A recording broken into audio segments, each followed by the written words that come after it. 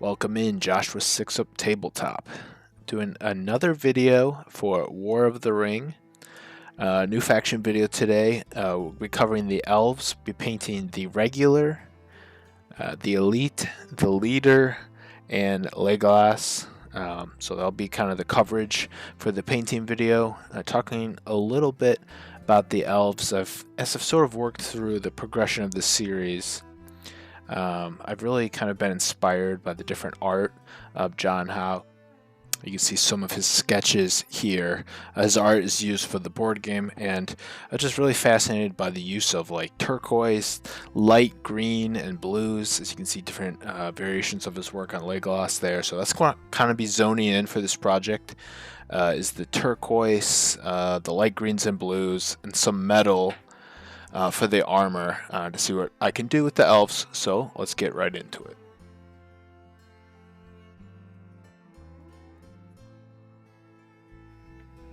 So for each of these models, all three of them, I did just a basic zenithal highlight. I did kind of screw up recording this one olive green from Scale Color Artist, so you can see that it's already applied all over his tunic. So nothing in addition there. I used leather brown by Vallejo, and this will be the leather that I'll use. I try to keep these this project relatively small in terms of number of paints, but for the elves I feel like I did take it a couple more paints than I did with the dwarfs and with Isengard in the previous videos. I just felt like I needed the paints to get across the visual imagery that I was going for. But I love this little leather brown paint. There's plenty of other browns you can use here, but just apply that to anywhere that you would think that there could be leather. Alright, using Pterodon Turquoise. This is going to be a primary paint in this scheme. I want this turquoise applied on all the models. Kind of replicates the armor that I showed in the opening sequence that Legolas was wearing, and John Howe's interpretation of that, the cloth underneath. So this is kind of goes, maybe strikes visually with some of like the traditional elf imagery, but it kind of plays more into like the high fantasy from the 70s, 80s, and 90s. And took me a little bit, but I think that's definitely a scheme that I think looks pretty cool for elves. So I use ivory here just for the feathers, for the arrows, and then just for the whole bow. In addition, I dot out the leaf emblem on the front of the tunic. I did think originally of going with like a light wood color for the bow, but in the end I just decided to really just have it pop out, so I used that ivory color. Using flat flesh here from Vallejo, and I'll just apply this to any skin elements on these models. So, but for this model it's just the face here. For hair, I went with Shopty Bone from Citadel. Blonde hairs, you don't want to add too much yellow in there, and so I was experimenting with different paints, and I settled on this bone color, and I think it works out good. Obviously, elves don't have to be blonde, but I was just going off the traditional Legolas photo for that inspiration. You could have whatever color hair you want. Old gold, just a little bit of old gold, just as the kind of like a buckle. Then I use instant color human flesh. It's kind of like a wash, but it's like very thin down. And I just apply that to the skin, and it just smooths it out. So that is the end of the regular unit.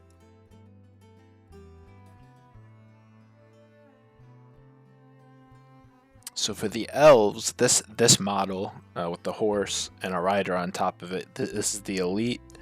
And out of all the different units that the elves have, the elite is one that they have the most of. So I wanted to keep this simple. Kind of do a nice contrasting scheme. So I use Vallejo dark gray on the horse. I want to keep to a trend within the game that any horses, the elites will be a different color from the leaders if the leaders are on horses. And the leaders on horses, I want to have white horses just to visually be distinctive. So I go with the gray here, and then I just use a flat black. This is Vallejo black, and I paint the tail and any extra hair on the horse, as well as the hooves. I mean, you can get into as much detail as you want here, but this is just one model of many for the elves, and one of a couple hundred models for the entire game. So in the grand scheme of things here, if you're trying to paint the whole set, you do want to try to be concise on the steps you take.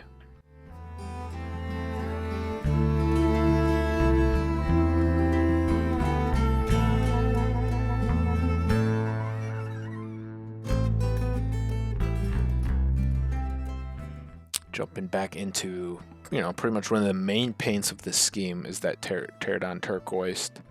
You can mix it with contrast medium or matte medium if you'd like, but that's not required. I apply this on the cloak as it drapes over the back of the horse, and then he has this like shoulder pad element that I decide to also paint in that same turquoise color. So I go do that, and just be careful not to have it pool too much. It pools a little bit here, and then I paint it down the back just to show and his front to show the continuance of the garb. So just look for spots where you think the fabric might be. Not all like the areas on this model are super defined because it is small. It is a cheaper print quality. It was made more for quantity than quality. I still think they look fine, but yeah, just keep an eye out for any areas where that fabric might hide. With the boots, there's not a specific area where boots are on the elite and leader models, so I kind of manufactured an area where I think the boots would be. It is kind of textured like it's like the scale or chainmail, but I decided I wanted to add a brown element just to manufacture an image of what would look like boots, as well as like the horse harness that he'd be holding on to. So yeah, that's just what I do with the brown there. Your decisions could vary in that department. I switch up to a different brown, Catachant Flesh, just something a little bit darker for the quiver that holds the arrows. It didn't have to be this brown. I could have gone for a red. That's just one of the paints I had close by to me. I just wanted to go with a different color so that it just separates itself. I use AK Interactive here. I use the silver. I was deciding whether I wanted to go this high instead of using like a gunmetal, something like aluminum or something of that color, but I found over time when I do use oil washes, you can go pretty bright in the silver and metals, as it does get dulled a little bit by the oil that's in there, as well as when I do a matte varnish in the end. It tones down the brightness. So yeah, just lessons learned from painting. I think the silver works fine here, but many other silver metallics can work here. Kicking it to the flat flesh. Just be wary of you don't actually have to be too careful here because we're going to go and do the helmet later on. As you can see, I bend the bow because it is a pretty flexible plastic. Just to get the face covered in that paint, as well as there's not really a right hand that holds anything. It's kind of like plastic just fades away into flat, so you kind of just want to like fill in or draw in where that hand might be, using the same quick wash instant color just to add a little bit of depth to the skin color.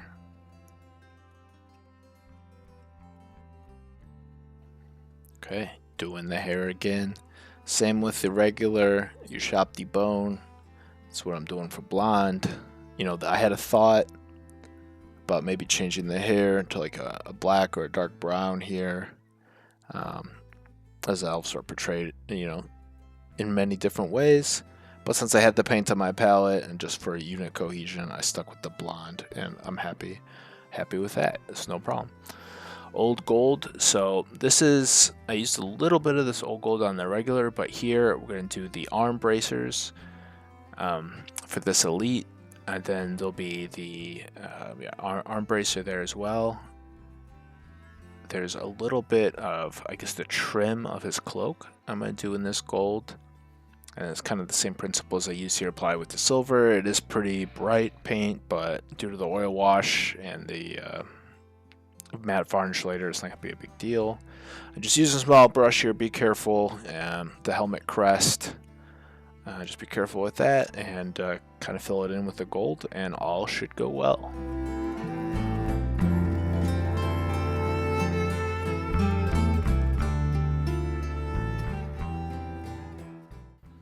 The only real highlight I'm doing here in like the traditional Games Workshop highlighting, edge highlighting, is this orc surfer flesh.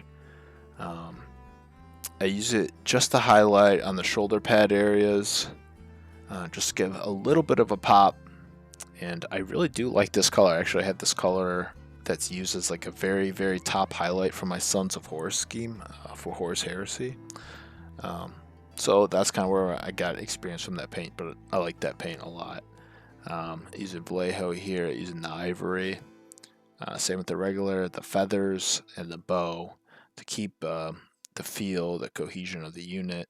I'm going to paint those things ivory, and that will do it for the elite. So all these same steps other than the bow are basically duplicated for the leader. I'll go and cover the specific painting jobs that I'm doing for the leader in the next section, but use all these steps up to there.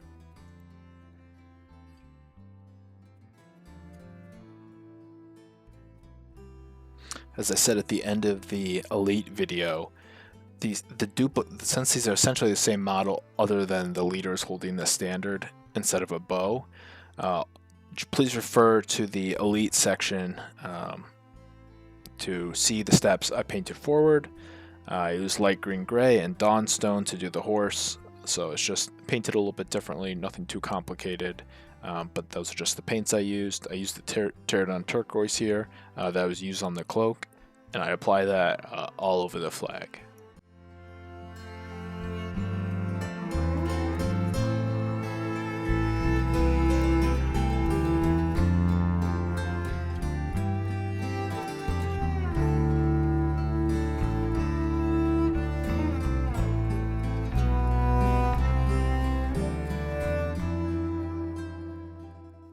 Duplicating paints on the palette is always good, so I stick with the Catachan flesh that was used on the Elite's quiver, and the quiver here for the leader.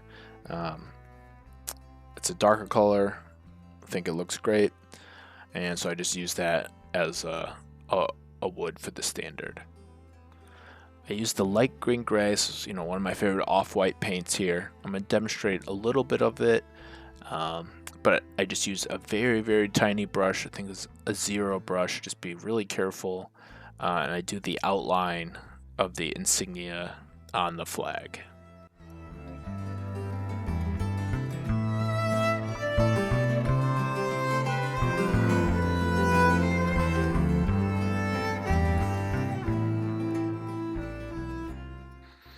After a brief period, some light close-up work off camera, you can see kind of the finished product there of the flag.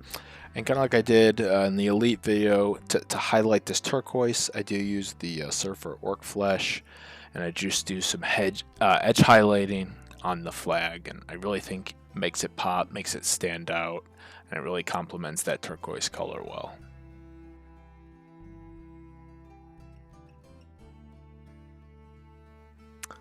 Starting with Goblin Green from Vallejo Game Air. It'll be the first color used in our journey to paint Legolas, the main elven character.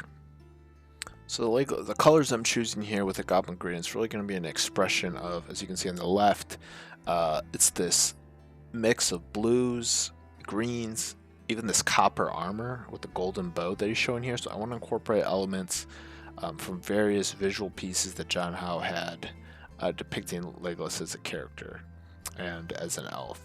So we'll see that as this progresses. Just make sure that you don't miss any parts of his cloak. It's nice to have the zenithal highlight because then it provides that light and shadow and kind of shows you what pieces are the sword and what pieces are the cloak and what pieces are like his internal clothing and such. Using the Surfer Orc Flesh to highlight just his regular clothes that he's wearing, his shirt or whatever it might be, tunic. Um, Highlight that, cover it up, the orc flesh, surfer orc flesh, and man, I really like that teal. It pops, it looks great. It's really starting to show some of that tension between the blues and the greens. Going to a familiar color I used on the other models, this leather from Vallejo. It's not much to do here other than basically just do his shoes, and there's one strap that I cover in the brown. Man, it really took me a while to find the exact copperish tone I went. So I ended up finding one that I did enjoy. It was Balthazar Gold by Citadel. I had to find it in the back of my paint storage. Just a little bit left, but just enough for Legolas's armor, and I'm glad I went with this decision. It's like a darker copper. It's a little bit hard to describe, but yeah, I would go with a darker copper color. And just to highlight that anywhere he has armor. So I'm making some assumptions here that he has some armor on his arms, that there's some scale mail there. I basically just fill it all in with copper, and I'm making some assumptions that basically his legs are fully armored, that this might not be, indicative of how Legolas would typically dress, but I'm kind of referring back to that armored illustration. Using AK Interactive here, silver. I still have it on my palette, so his sword, I just knocked that out in silver. Not trying to be too fancy about it. I just want to make it stand out by changing up the color. All right, doing Vallejo bronze here, and this is just basically the color I'm using for the bow. There's not too much about it. I just cover the whole bow in the bronze. I want it to stand out. And it's maybe not super realistic that he would have a bronze bow, but it certainly could be a bow that had metal wrapping on it. I think it looks good, kind of matches in the art, and so I'm happy with that process. Same as all the other elves, flat flesh from Vallejo. Just apply that as you apply it in the other cases. He does have one ear kind of sticking out of his hair, so just make sure to knock that. And I decided just to go with bare flesh for his hands. He could be wearing gloves, archery gloves or whatever, but from what I've seen and how I envision Legolas, it's just his bare hands using his astute archery skills. Moving on to Ushapti bone, same paint used in the other schemes here. As you can see, I did cover a little bit of the hair with the green because some of the hair is resting on the back of his cloak. So just make sure that you do like pretty strong highlights in the back. You can leave a little bit of green in the background there. But as long as the top highlights are the blonde, it'll just show that the hair is being draped over the cloak. Now that we're done painting all the models, be moving on to the oil wash step. So here at Winsor & Newton, I have the burnt umber and black. I just mix those together with a little bit of mineral spirits, and I apply that basically. I mix it to a wash consistency, maybe a little bit thicker than like a acrylic wash consistency, and I just apply that all over all the models that I'm painted. Next step, this is probably about 2-3 hours after I've applied the oil wash. It's relatively dry. I take a makeup sponge and I just wipe the oil off the top of the model, and anywhere where there's oil in the recesses and stuff, I want to try to leave that. Provides a nice gritty, grimy texture, some contrast. And I think it looks good. Just make sure to wipe off any oil off the base as in this process. Now this is like another couple hours, just let it dry even more. But I use moot green on the base. Make sure you get that oil wiped off the base, or mineral spirits wiped off the base, or else the acrylic paint is going to have a little bit of a hard time sticking to the plastic here. So this is 2 coats, and I apply this to the base of all the models, and with that we have a fully finished product for our elves.